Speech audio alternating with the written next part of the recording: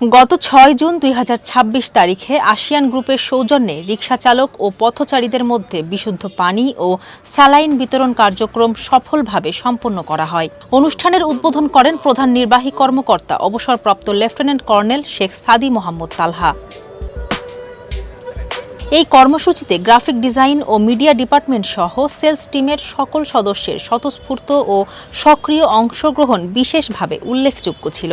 তীব্র তাপদাহের এই সময়ে পানি ও স্যালাইন বিতরণ কার্যক্রম সাধারণ মানুষের মাঝে ব্যাপক সাড়া ফেলে এবং অংশগ্রহণকারীদের মধ্যে সন্তুষ্টি ও আনন্দের অনুভূতি সৃষ্টি করে।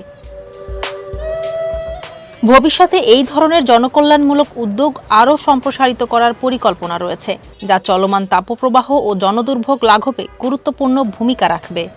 ফারজানা হাসিন, মানবকণ্ঠ।